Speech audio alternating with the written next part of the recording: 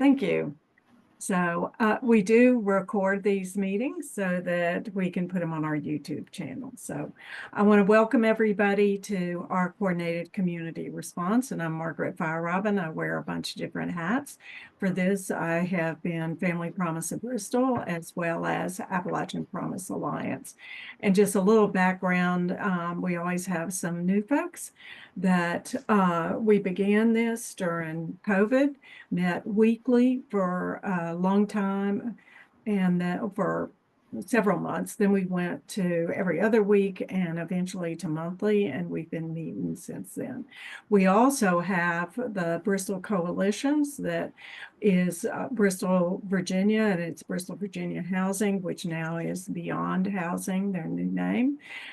They meet on the second Tuesdays. They're doing hybrid meetings, and they've been bringing people together for quite a few decades. So we want to be sure that we talk about them, and I try to share their meetings with this list. Some of y'all may get duplicates because you get them directly from Lynn Pinnell that does Bristol Coalitions.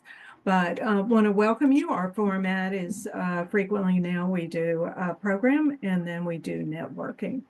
Also, speaking of networking, there's several people, and Justin, you're one of them, who also participated. We have another meeting, Youth Networking Alliance, that Appalachian Promise Alliance facilitates, and it's been going since 1999 and is primarily the Bristol area focused on children, youth, and families. So I want to welcome everybody today, and we are thrilled to have, so we'll have a program, then we'll do our networking. And everybody's putting their information in the chat. It's been a while since I've sent the chat out, I think, so I will get that out with the recording notification, and Linda will send me her slides as well. So we'll do that as follow-up. So I want to really exciting, and several of y'all are new. I particularly want to welcome Jamie and Jerome Spalding, who are the new majors at our Bristol, Tennessee Salvation Army that serves Southwest Virginia and the Tennessee. Hey, Jamie. So we'll let them introduce themselves in a little bit, as well as everybody else. So greatly appreciate that. And also some people on here have done programs previously. Justin Collins is one of those. So we'll look forward for a brief update from him in a few minutes. So welcome, and we're thrilled to have Linda Austin. She's been with us before. If you go on our YouTube channel, you can catch the one that she did. I didn't go back and look, but it's probably been over a year since Linda's been with us. And it could be a lot more than that. So welcome, Linda. I'm going to let her introduce herself, because if I think I wear hats, that's nothing compared to the hats that Linda wears. So we'll let her introduce herself. We're excited to hear about the work that she knows about and that she works directly with. So Linda, go for it. Thank you, Margaret. Thank you so much. I'm going to go ahead and click on this PowerPoint here. Now I can't see you guys at all. Can y'all see my screen? Not yet. Not yet. Okay. Let's see.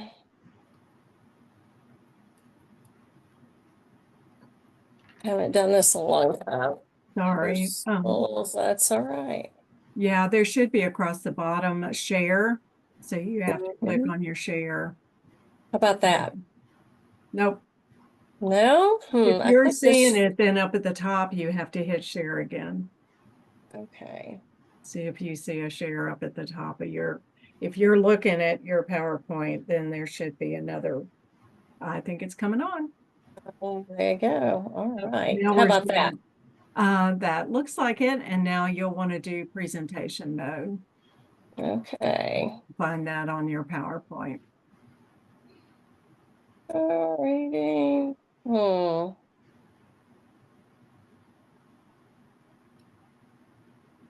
I do not see this here. Let's see.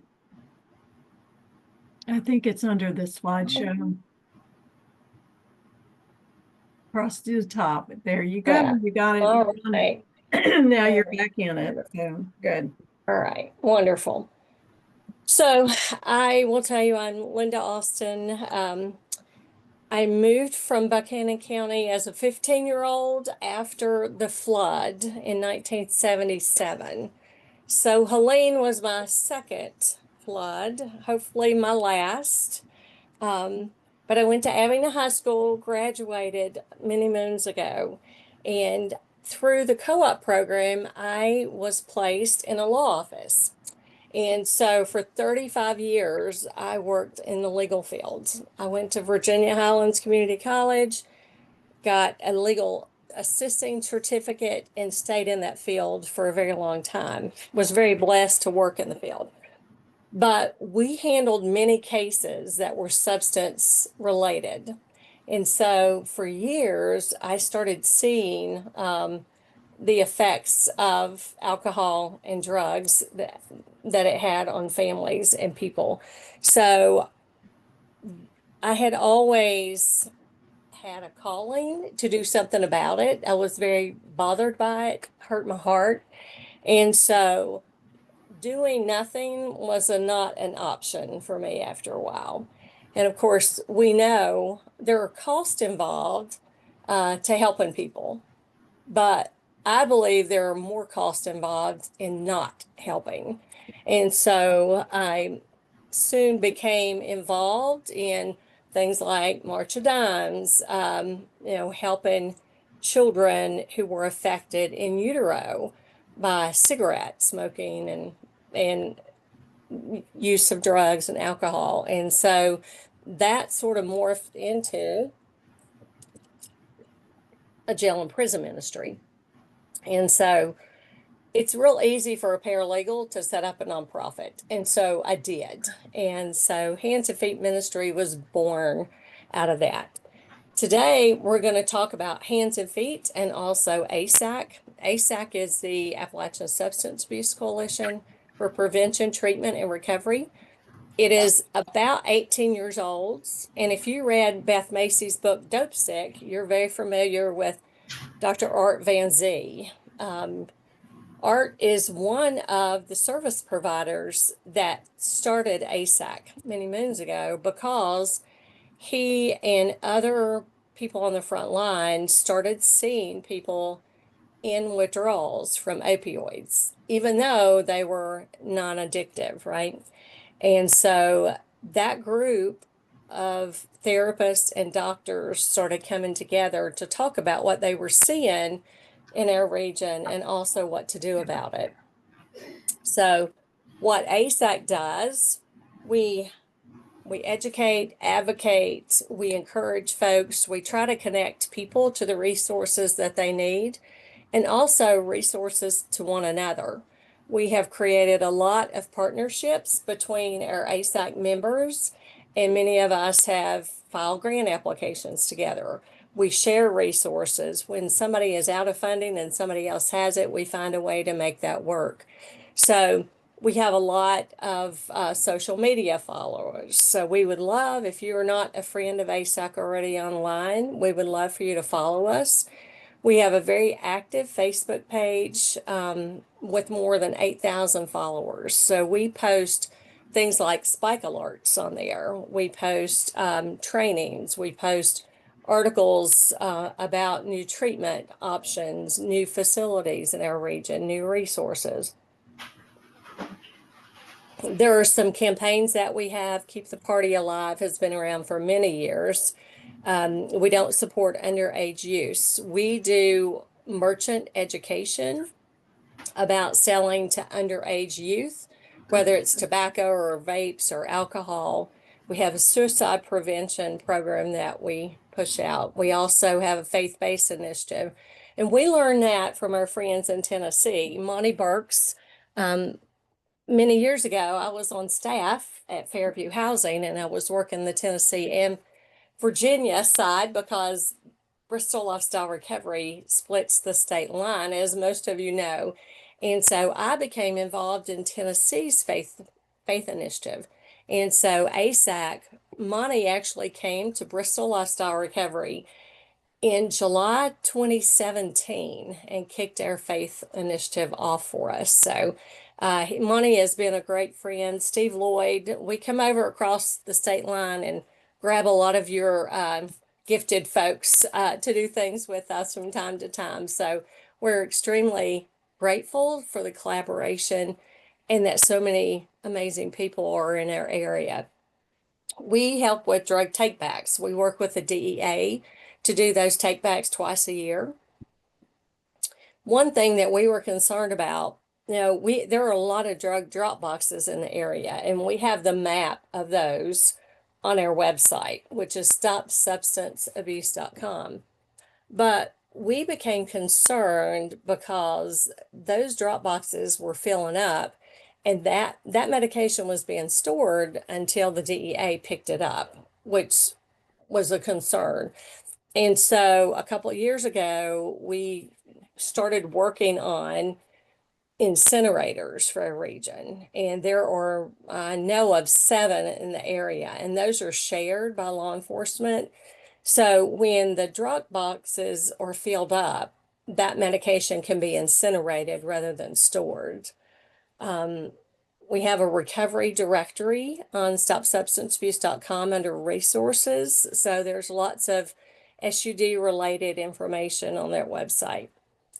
doTERRA deactivation packs. Anytime we go out and do community events, we carry the deactivation packs to give out because that's an easy way to get rid of unused medication in the privacy of your own home. Some people are not comfortable dropping it at drug takebacks. They don't want their name associated with the medications. They want to do it in the privacy of their home, and those deactivation packs are a great way to do that.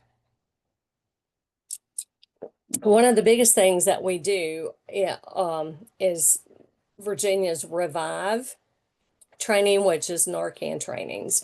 In 2023, we did over 3,000 Narcan trainings and dispensed some medication, and right around 2,000 of those were given to students, mostly high school, a few middle school. We had a lot of kids overdosing during that time. There was and still is sometimes fentanyl in vape pens and pods and marijuana, and so we saw a lot of overdoses, accidental overdoses. Of course, that's the only kind, but most people using fentanyl during that time especially wasn't aware it was in what they were using. They didn't intentionally use. And so we wanted to get as much Narcan as we could out in the communities. And so we were doing fentanyl awareness events in the schools and did right at 3,000 trainings that year. So, and we still do a lot of Narcan trainings. This week, I trained 120 communities and schools employees at their training in Bristol. So, and gave Narcan to all of them to carry, because none of us know when we might encounter someone, especially when we're working with young people or people who are struggling. So it's important to carry Narcan with you at all times. Of course, we know one of the most important things about prevention is delay of use.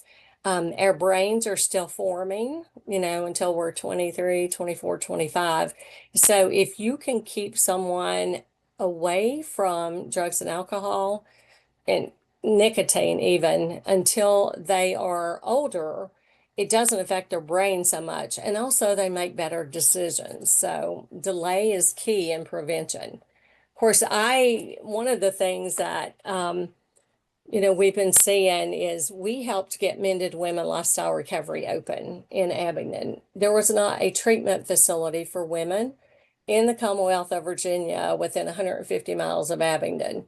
And so almost 2 years ago now, we moved the First Lady in. Fairview Housing is a local nonprofit. They have Bristol Lifestyle Recovery, and they had it open for 3 years. And so now we were able to get Mended Women open almost 2 years ago.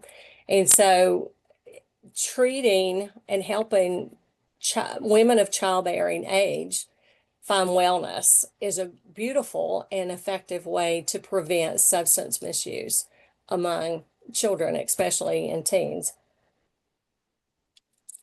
So we know that stigma often keeps people in addiction, and not having a place for their children. They don't want to lose their kids, so they want to make sure their kids are taken care of. So we work with Mountain Mission School in Grundy.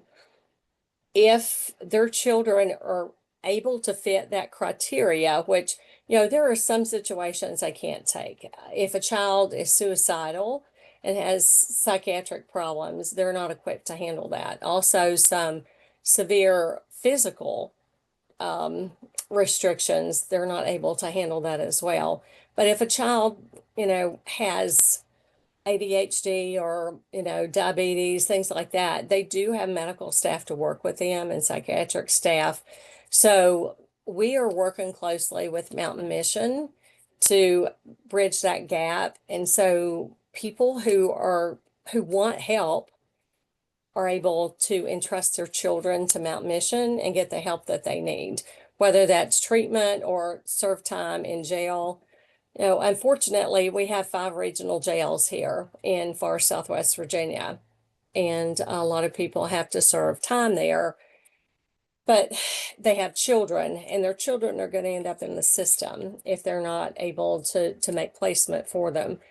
So they can entrust their kids to Mount Mission and not lose custody, which is a wonderful blessing. So that is available to anybody who needs that facility. They literally take kids from all over the world. It's not just Virginia.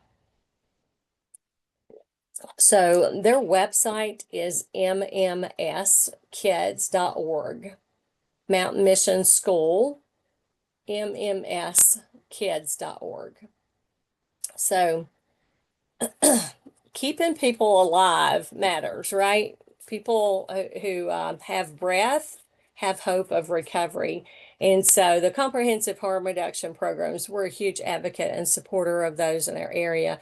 There's one who in Wise and also Smith County that have been open for many years that have made such a huge difference. They're working on one, I think it's actually open but not being utilized very much, over in Tazewell County.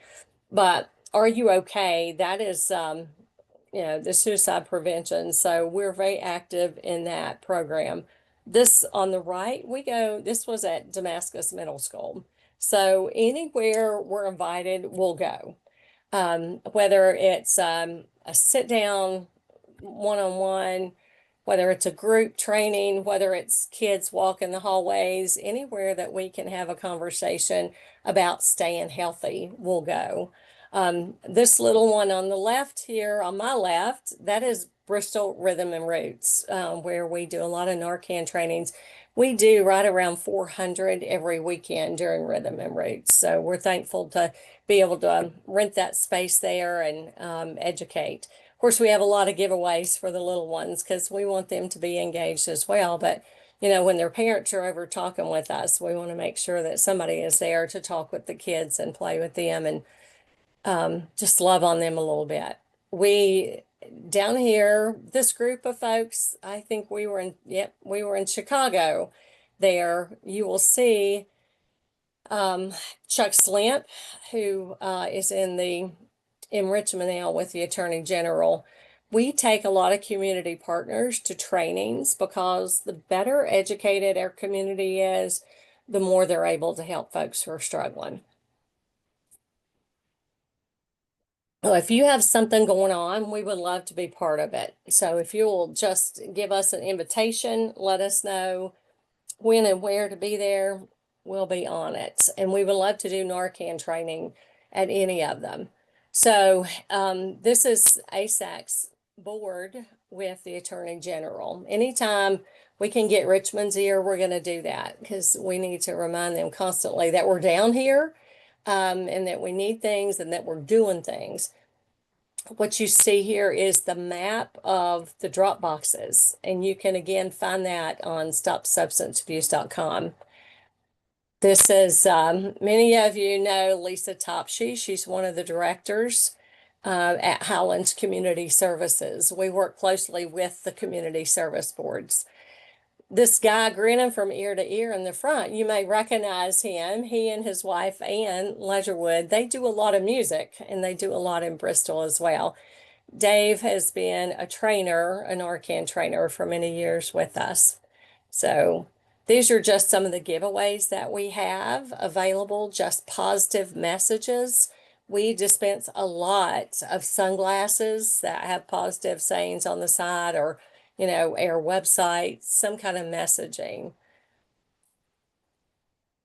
And harm reduction, there are a lot of people that are concerned. They call it just the needle exchange, or they're giving out clean needles, but it's so much more than that. Every positive interaction that you can have with someone who's struggling is an opportunity to love on them, show them respect, help them find the resources that they're looking for, regardless of what those are. And as long, again, as there's breath in someone, there is hope that they can have a better life, whether that means using 3 times today instead of 5, or it's getting into recovery altogether.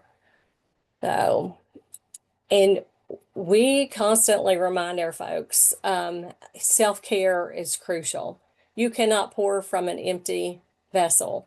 And so it's really important that all of us in this field are mindful and take care of ourselves and each other. So we're just always putting out reminders and positive messages for ourselves and each other. This is just some of the stuff I pulled off our Facebook page. Mountain Movers, we have faith-based coalitions under our umbrella, and they're called Mountain Movers. They're in various locations. So this is Mended Women's logo. I think the last time I was here, Margaret, I gave you an update on Mended Women. August the 14th, 2025 will be 2 years since the first woman moved into that facility, and nearly 200 women have followed that one. So it's just been incredible to see what's happened. Just such a positive thing for our community. That facility just sparked such joy and hope in the community. Honestly, I can tell you, I have not heard one negative comment about Mended Women opening or being open in the community, which is pretty remarkable considering the battle that pals fought right across the road from us to get open. So, I think that's indicative.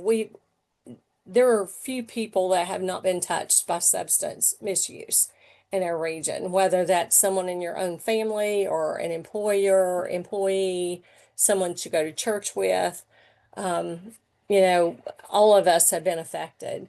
So in this, I just want you to know, we have a lot, ASAC has a lot of folks who are available to speak to your groups, to do education, a lot of education about suicide prevention, about trauma, about, employers. And Margaret, we've been talking on this side. We would love to create a program for employers, because turnover costs employers so much money, and so much of that turnover is caused by trauma, right? People who have experienced trauma in their childhoods often have not recovered from that, and many of them don't have healthy coping skills. And so when their supervisor comes down on them, it often escalates to the point that the employee just walks out, because the past catches up with them. And so we have been talking about, we would love to create a program to just really educate employers about trauma and how to de-escalate instead of causing things to escalate out of control. So we were working on a strategic plan here with this group. Part of our people had already left. That strategic planning session was on March the 5th, 2020. So, 10 days before the world shut down.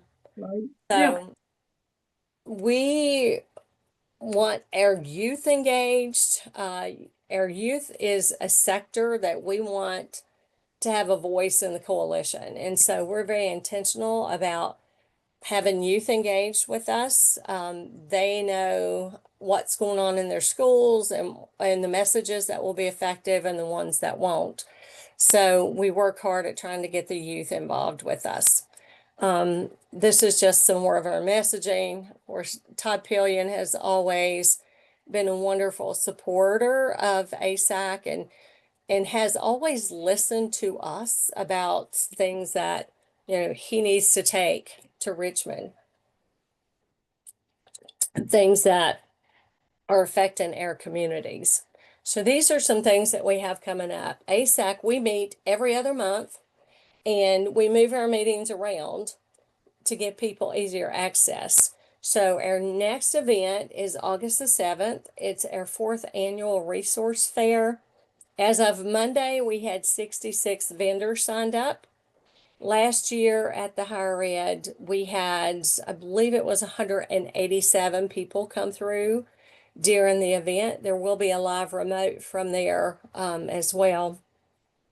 So you all are invited to attend. There may be some table space available. I'm not sure if you're interested in having a table. We can check on that for you. Our next actual meeting will be October the 9th, and we will be going to Mountain Mission School.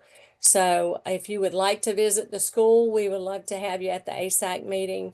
They will present, and then we'll do a tour, and we normally have lunch with the kids before we leave.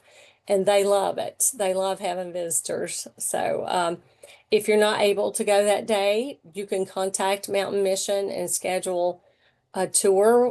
One of my friends a couple of days ago just called them, went over after work and spent some time there and hung out with the kids and took a tour. And she is going to set up some visits to volunteer. She's very artistic. And so they have some murals and things that they do over there. One of their hallways is painted like it's a community. It is the sweetest thing.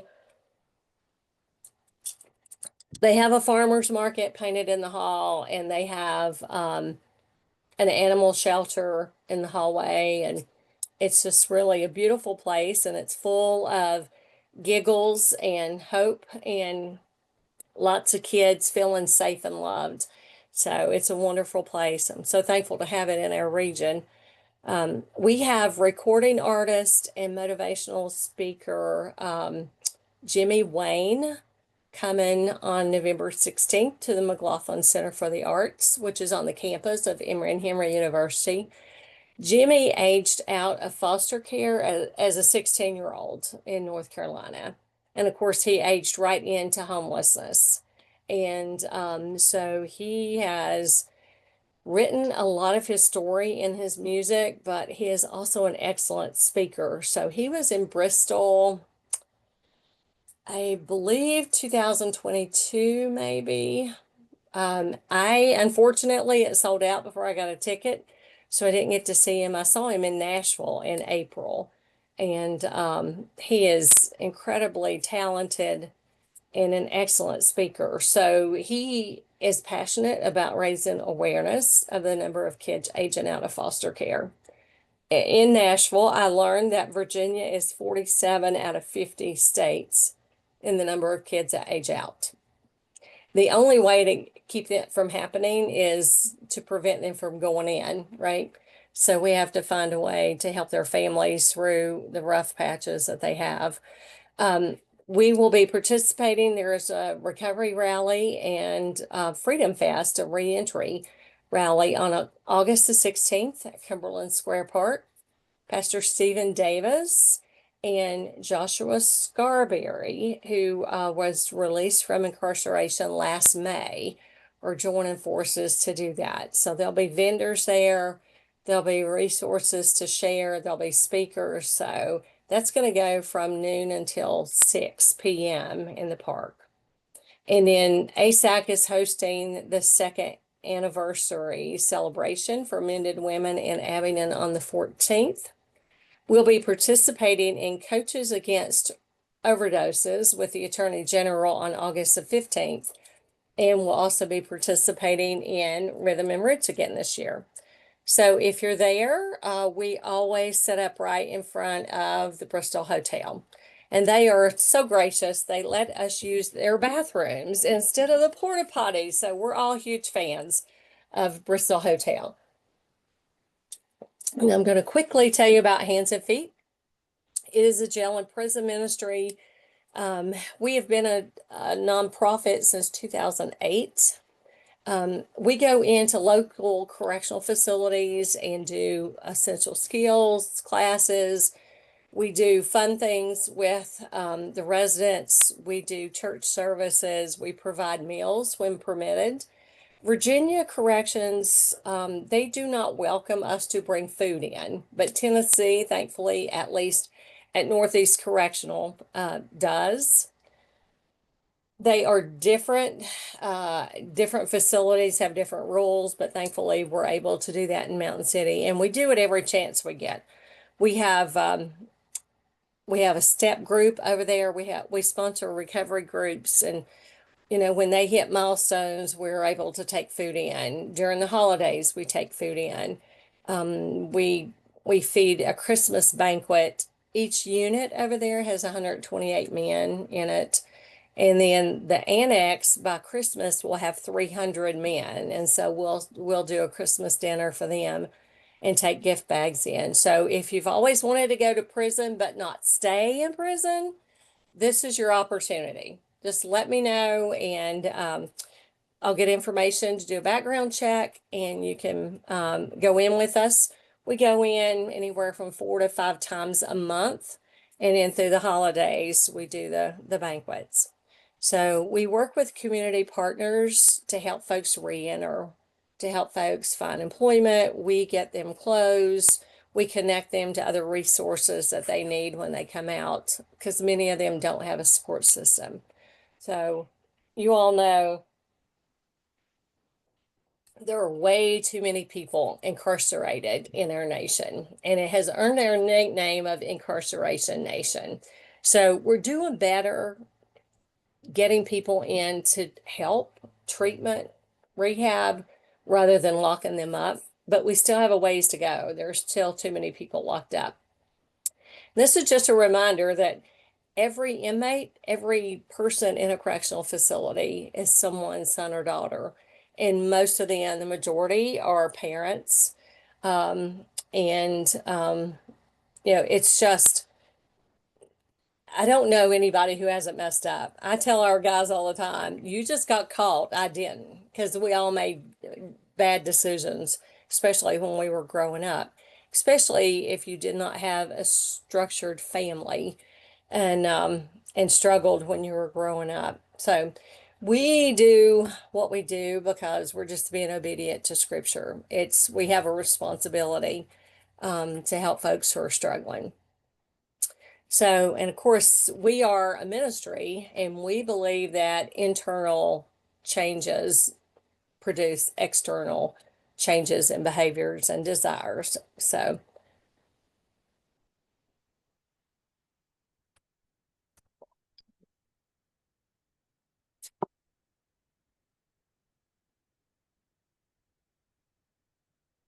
I was speaking at my church. Our pastor goes in, and he was wanting more people to get involved in the ministry. And so one of our guys, he went in as a 16-year-old. He was sentenced to 17 years for helping his mother kill her husband. And so he had been released. He got involved with our ministry while he was in there, and we helped him. When he was released, we drove him over to North Carolina to his sister's, and I called him and I said, James, what do you want me to tell them about prison ministry? And he said, tell them, because of people like them coming in here into the prison, I realized I wasn't the animal, the demon that Satan had convinced me that I was. And because of them, I go to church every Sunday and I serve. I teach Sunday school and I've been on many mission trips because of them. Um, you know, I found the Lord because of them coming in here. And now I'm a husband and I'm a father to her boys. Their father had died of addiction. So James is in this group. This is a group of men that went on a mission trip together. So can any of you possibly think about who he might be? Which one is he? You can't tell because he's just like we are. We people who are incarcerated are just like us. A lot of them never had a chance at any kind of structured life, but they're no different than we are. So we help with the children's ministry that comes in once a year over at the facility. Um, we don't have a women's facility close to us, so we work with the men. So they take the children of the inmates in to spend the day. On Friday, they work with the correctional resident.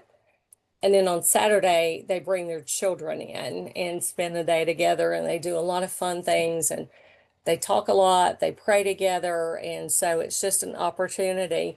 Some of these men had never met their children. They were incarcerated before their kids were even born. So we help with that ministry each summer. And then this is the prison calls the Christmas banquet unit parties. So again, we get a whole unit and that's 128 men. And then we usually have 10 or 12 that are helping that the chaplain's office has picked out. So if any of you would like to go in to help, you're more than welcome. We usually do 3 or 4 during Christmas. So here is my contact information. And most of you have it already. And the website for Hands and Feet. We do have Mike Ferris coming in September. Mike is another recording artist. He is a Dove and Grammy award-winning artist from Nashville.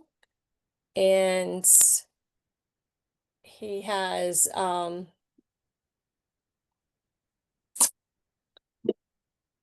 I met him a couple years ago. He did January Jam at the Barter. And so met him then and then went down to Asheville and saw him and then started working trying to get him up here. He came for a little bit of money. I was shocked when we asked. I thought it would be at least 10 or 15,000 and it was less than 5 because we were using it as a fundraiser. So he came up, did a concert last April, which was he did it on his 7th recovery anniversary. I specifically asked for that day. So it was a Sunday afternoon and we celebrated recovery. And we had some vendors set up. We had cupcakes. We had a fun time. He did a concert. He shared a little bit of his story. He has an extremely high ASAC score himself. He was homeless and in withdrawals when he decided he was ready to go into recovery to get help for his addiction. And 2 years from that time, he got a recording contract with Atlantic Records. And so he is, his newest album, which dropped in March, it is #1 in Europe right now. The album is, it's incredible. He's very talented. I would not be surprised if this album does not get him another Grammy. So we're going to get him up here before his price goes up again. Okay, so September 26th, he's going to be at the McLaughlin Center for the Arts. His website is mikeferrismusic.com. If you want to check him out, his new album is incredible. A lot of his music, you will hear his story interwoven in. And then jimmywayne.com is Jimmy's website. So Thank you, Linda. And I Mhm. want to be sure people have opportunity to ask you any questions or for any more specific information. That is a huge amount of information that you have provided. Does anybody here have anything they want to ask about or comment on before we go to some introductions and networking?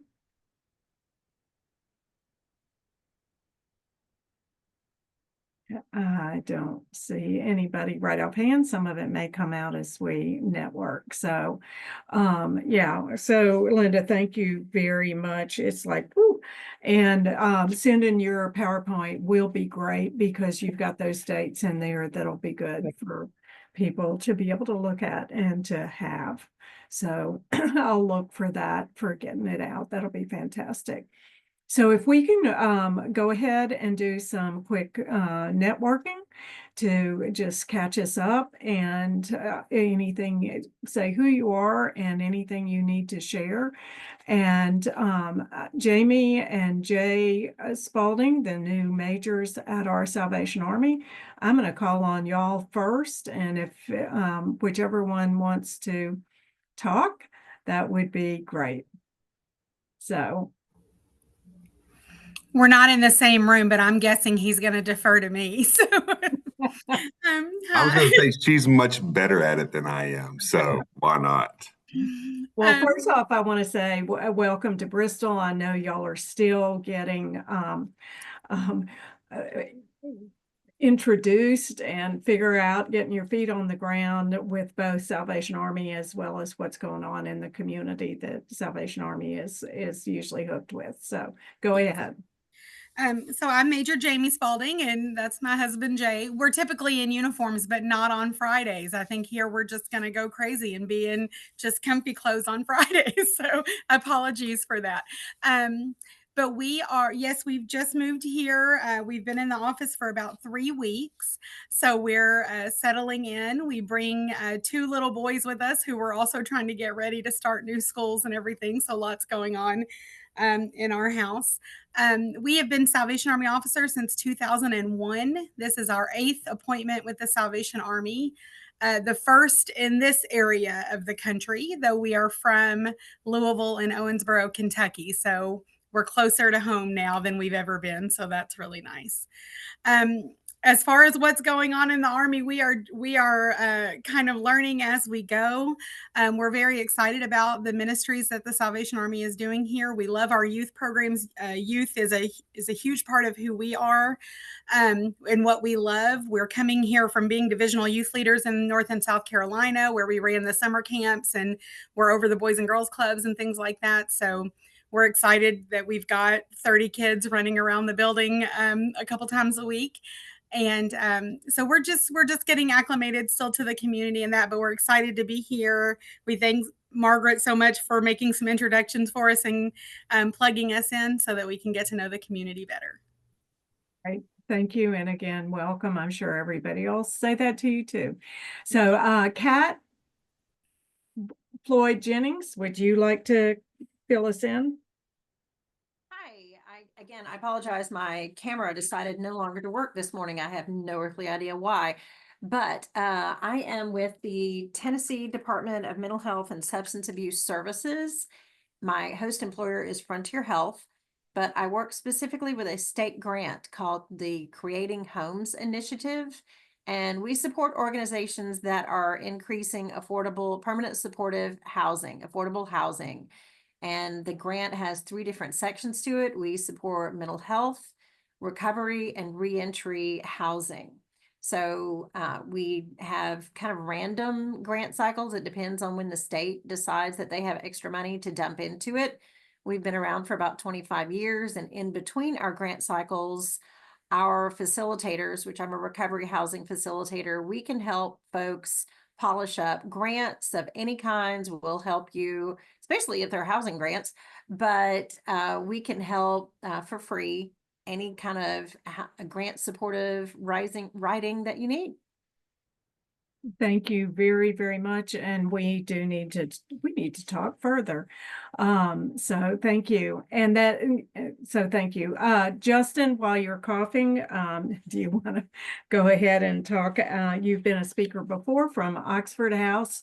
So talk a little bit about your work. Yes, I'm Justin with Oxford House. I just want to say that was great information, Linda. I would definitely probably be calling you. I love working with the reentry and the youth, man. That's awesome what you're doing. And that mountain mission stuff was really cool information. I've never found a place yet that would take people's kids and like foster them while they were going through treatment or whatever and not lose custody. Like people are gonna love that. That was awesome. But I'm with Oxford House and Recovery Housing. So just people's next step before like coming out of addiction, coming out of jails, or coming out of homelessness and trying to get back on their feet and get started back with their lives again, man. Like we offer them a safe and stable environment to do that. You know what I mean? Teach them responsibilities, help them get on their feet, complete probation. We are a family program too. We do allow children in certain houses that we have. So like my 3-year-old lives with me. So like that is a thing too. And yeah, thank you guys for having me. I love this. Great. Jennifer Foster. And you're on mute if you're able to unmute to talk with us. And we can come back to you if we need to. So Sam Ferguson, Family Promise at Bristol. I'm Sam Ferguson with Family Promise, as you said. I am the case manager at Family Promise, and I'm also the director of day services. We run a day service for our homeless community in Bristol. It's open every Tuesday through Thursday from 9 to 1.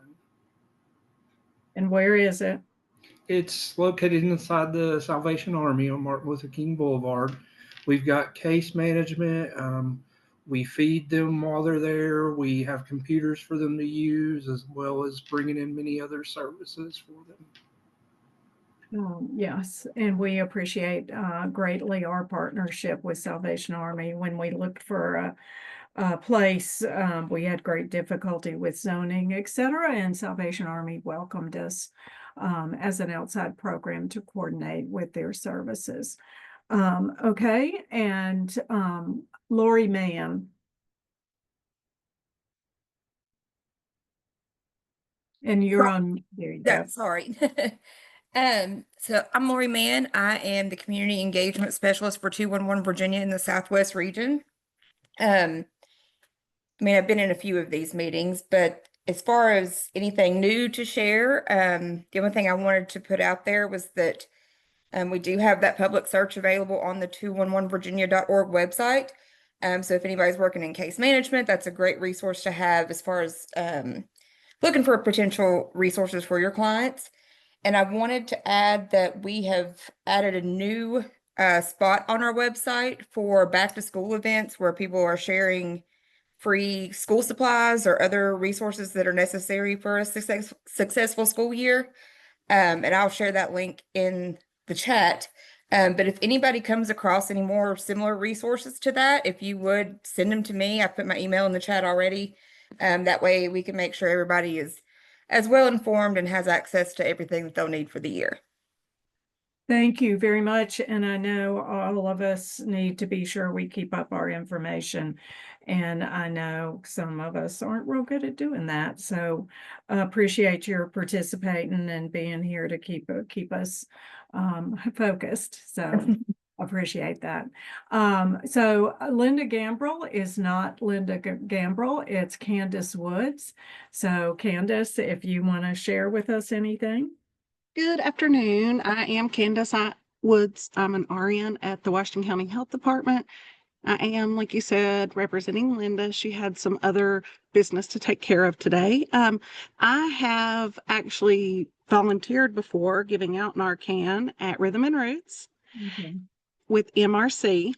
And we, as a health department, we do have the doTERRA kits available free. The MRC does the drug takebacks. We have Narcan. We do rapid revive for anybody that walks through the doors at any time. It's free for the Narcan. And we also have test strips to test the drugs for fentanyl, benzos. There's 3 different ones that we give out free. And in Smith County, we do have the comprehensive harm program that is what people call the needle exchange, but it's so much more than that. I did not know about the school. That is a great resource to have, and I am really glad to be in this meeting today. I am the pediatric charge nurse, and we have several programs for pregnant, at-risk moms and teens. If anyone ever needs them, they can refer to the health department, give us a call, say, I have someone that could benefit from this baby care program. It's a lot of education, both parenting and medical.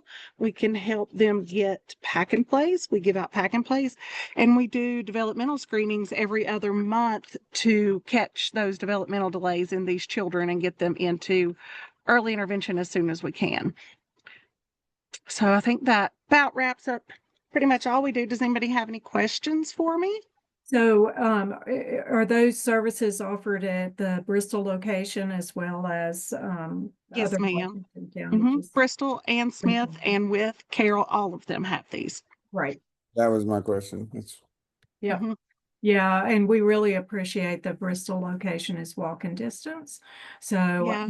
I will say Bristol, Tennessee, Sullivan County Health Department has not had a location in Bristol, Tennessee for 27 years.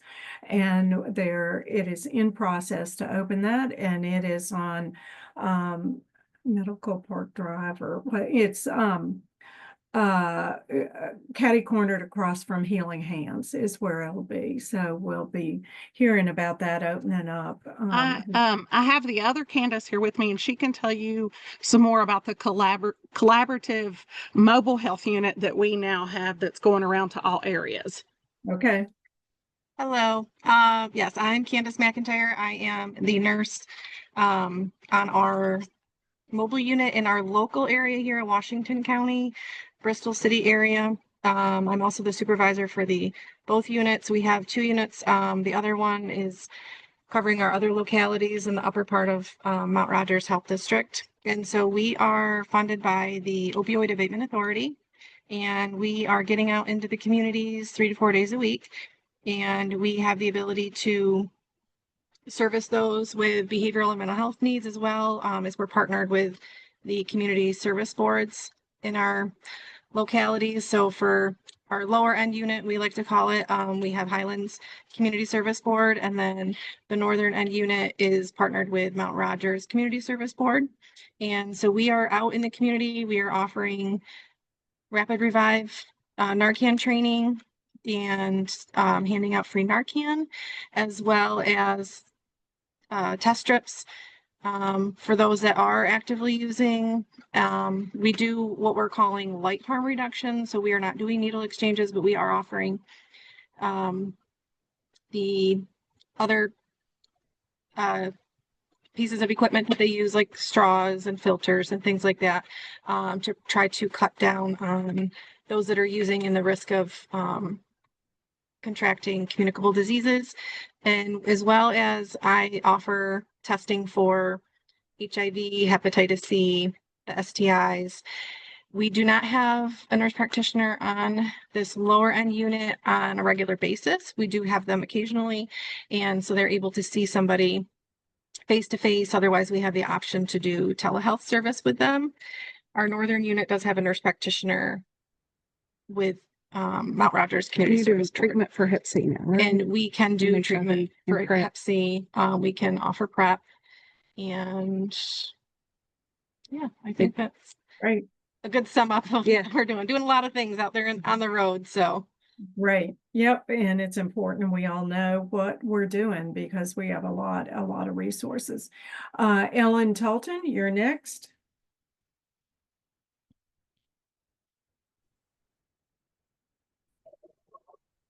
Good morning. I'm Ellen Tolton. I'm with the city of Bristol, Virginia.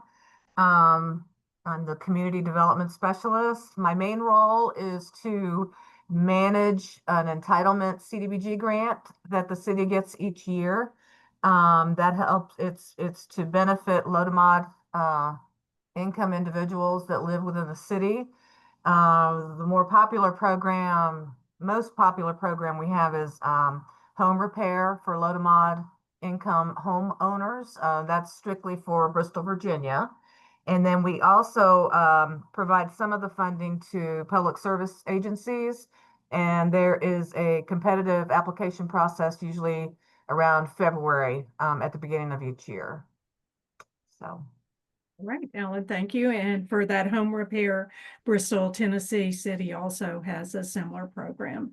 And we need to get Tyler on these meetings from their office.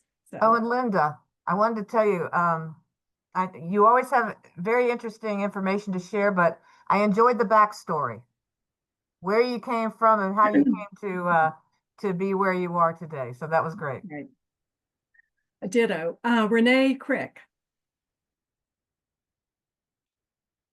Good afternoon. My name is Renee Crick. I am the Children and Youth Services Coordinator for Bristol Behavioral Health Services, which is a division of Frontier Health. We provide mental health services for children and youth ages 18 months all the way up through college age. And then we have a continuum into adult services if that's also needed. One thing that I'm really excited about, just along the lines of harm reduction, is that our agency has been working to have all staff trained in the ability to distribute and use Narcan. And so we do have Narcan kits on all of our Frontier Health sites, and we have staff that are trained to be able to give those or use those if needed for people who come in and need those. So that's been really exciting. I don't know that I have very many new updates to share. But I'm glad to be a part of this meeting, and I really appreciate the information. Like everybody else, I'm just going to echo, I did not know about Mountain Mission School. So that is very cool to know because we do have kids that come through our services whose parents, they need those resources for their own health and safety, but they don't want to lose their children. So that is a great resource to have, and I'm very appreciative of that. All right, Nikki Robertson.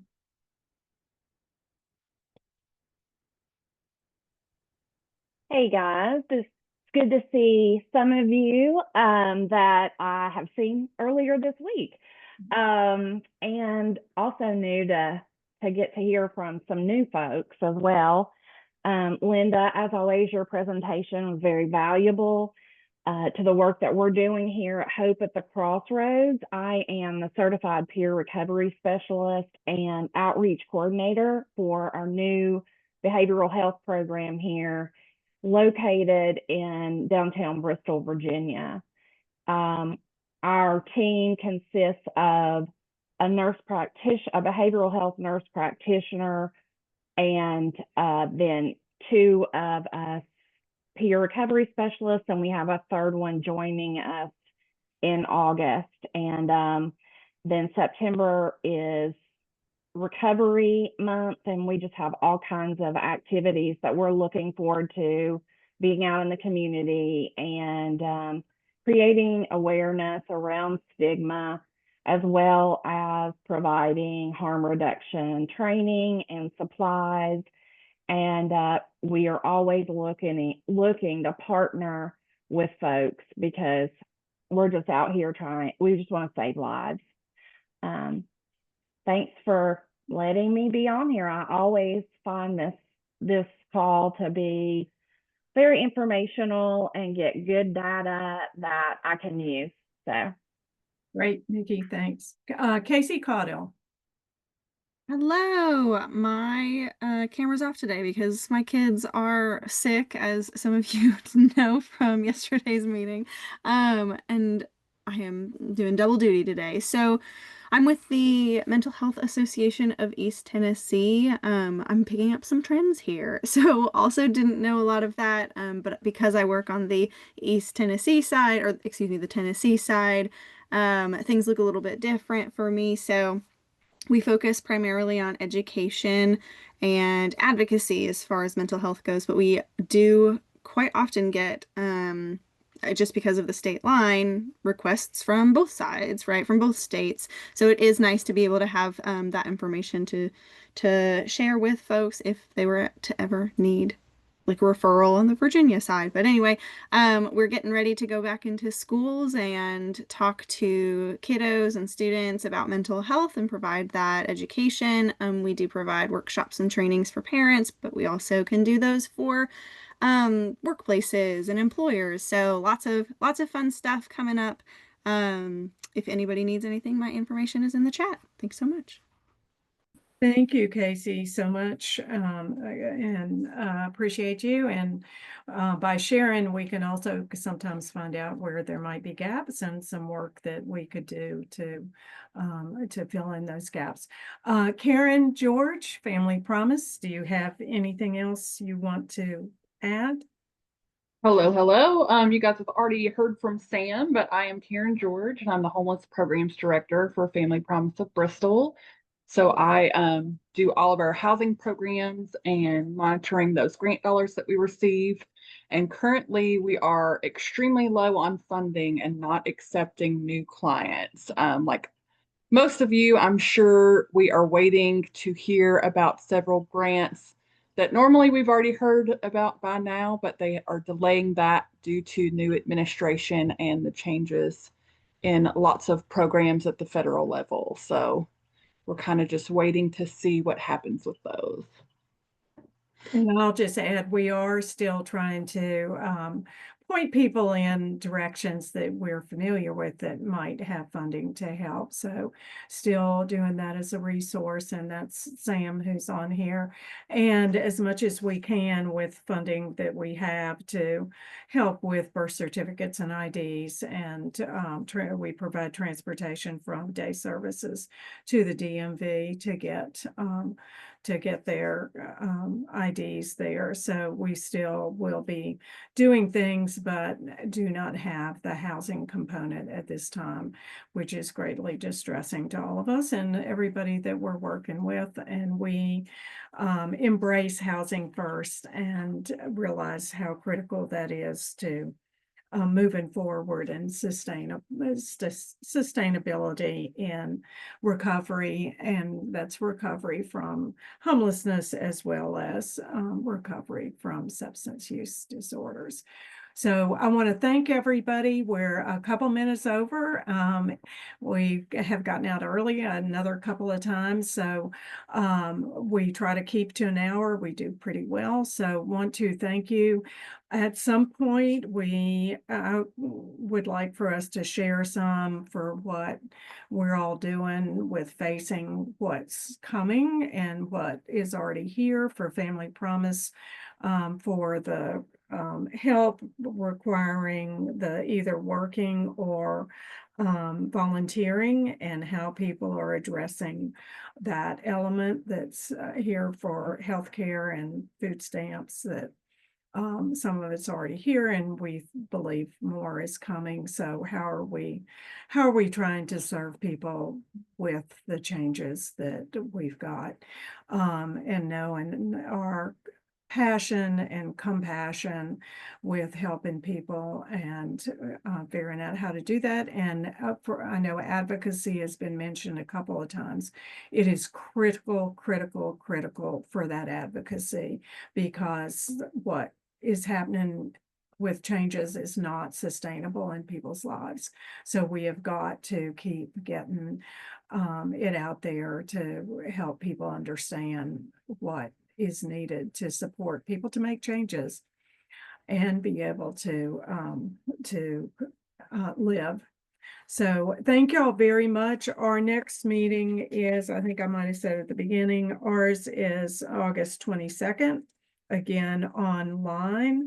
And then Bristol Coalition is August 12th. We usually find out that on Friday or something before the Tuesday meeting. It is hybrid, so you can go and meet with people in person. That's always very nice. At this point, we don't have plans to do that. We feel like this is a service to be able to do it virtually all the time. So thank you very much. And if you have thoughts of what we ought to be talking about, or if you want to share more, shoot me an email, let me know, and that would be great. So thank y'all very much. Take care. Bye, everybody. Oh, and Linda, thank you, thank you, thank you. You got some Absolutely. accolades, so absolutely, I meant to say that. Thank you. Thank you all. Thanks, Margaret. Okay, take care. You too. And I wonder if we should invite Clay to present about Mountain Mission. I was wondering about that too. Do they accept people from other states? The last time I was over there in March, there were 173 kids from 10 different countries. So They Tennessee take kids is another country. Is I another think- country. Can you check with him? And Yes. at this point, do I have a program, Karen? We don't have a program yet for August. So August would be okay. September would be okay. Okay. Whatever. And that's the 4th Fridays. Okay. August or September. Okay. All right. And Yeah. then- I'll check with Clay. That would be great. I think obviously that was of great interest to people. Yes. Yes. Yeah, that'd be It's great. a wonderful, wonderful resource in our region. Right. Right. Thanks, ladies. Thank you very, very, very much. So Thank you. You're Karen. welcome, Karen. See ya. Bye. Take care. Bye. All right. Are you still there?